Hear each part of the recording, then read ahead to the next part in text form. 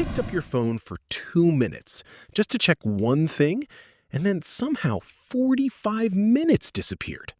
You didn't mean for that to happen. You didn't even enjoy most of it, but you couldn't stop. And now your brain feels foggy, heavy, like you ran a race but went nowhere. That feeling is real. It's not laziness. It's not weakness. Your brain is literally going through something when you scroll, and most people have absolutely no idea what that something actually is.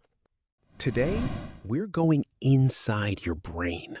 We're going to break down exactly what happens, step by step, every time you open that app and start scrolling. What you find out might genuinely change how you use your phone forever. Let's start with the word everyone throws around, but nobody actually explains. Dopamine. Your brain produces this chemical naturally. It's released when something feels good or surprising. Food. A compliment from a friend. Finishing a test. These things trigger small dopamine releases.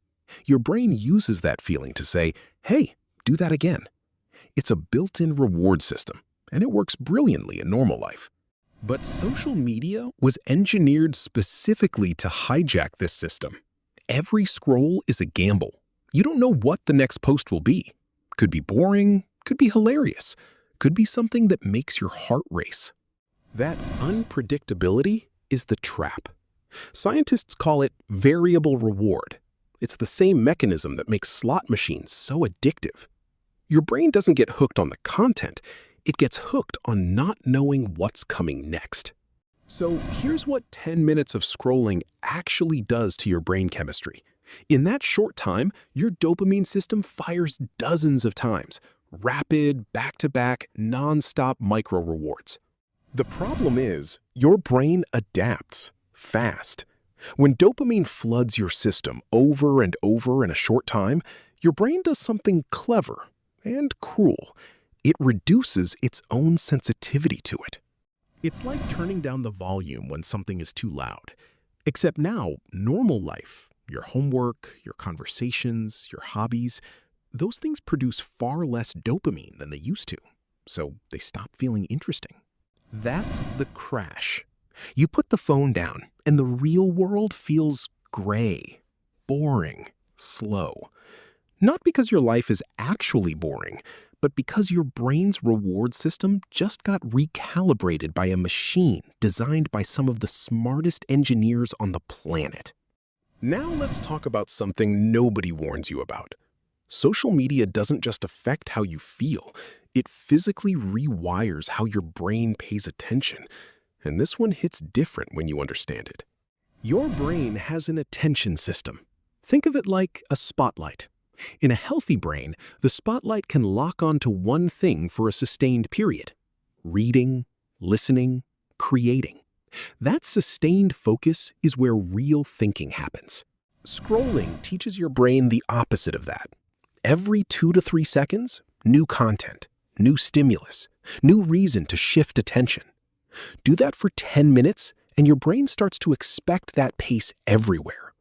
So when you sit down to study after scrolling, your brain literally cannot hold the spotlight steady anymore.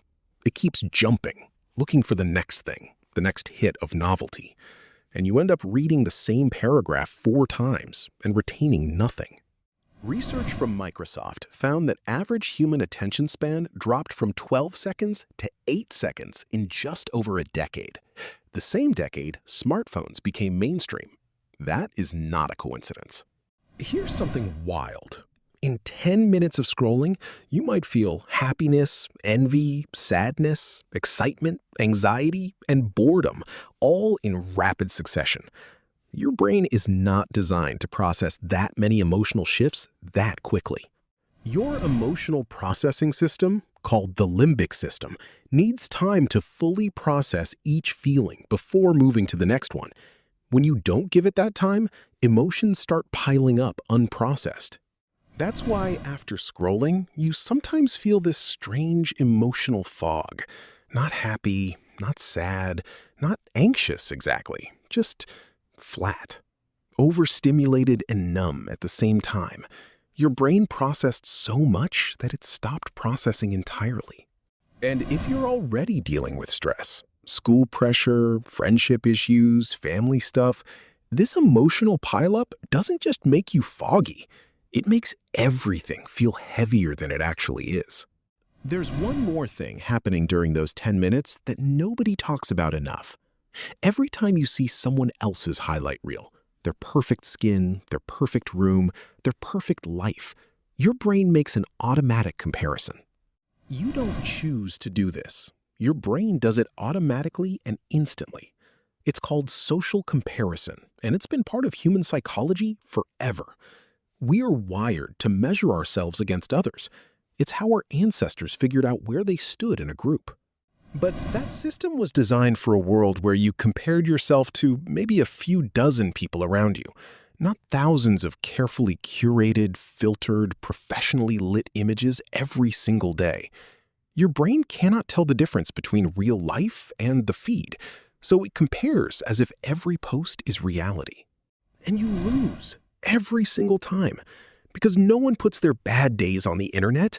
No one posts the anxiety attacks, the failed tests, the days they stayed in bed. You're comparing your entire real life to everyone else's best 5 seconds. Okay, so now you know what's actually happening. The dopamine trap, the attention theft, the emotion scramble, the comparison spiral. Knowledge is the first step. But what do you actually do about it? First, set an intention before you open the app. Not a rule, an intention. Ask yourself, what am I actually opening this for? If you don't have an answer, put the phone down. Mindless opening is where the trap begins. Second, give your dopamine system something real to recover with. After scrolling, do something that requires just a little effort. Draw something, walk around your room, make something with your hands. Even 5 minutes of this helps your brain recalibrate. Third, protect your attention like it's the most valuable thing you own, because it is. Your ability to focus deeply on something for a long time is literally a superpower in the world you're growing up in. Don't let an app erode it quietly. Your brain is not broken. It's not weak. It's responding exactly the way a human brain responds when it's given more stimulation than it was ever designed to handle. None of this is your fault. But it is your responsibility to understand it. Because the people who built these apps understand exactly how your brain works. They study it, they test it, they optimize every pixel to keep you hooked just a little longer. Knowing that changes everything. You are smarter than the algorithm. You just needed someone to explain what the algorithm was actually doing to you. Now you know. Share this with someone who needs to hear it.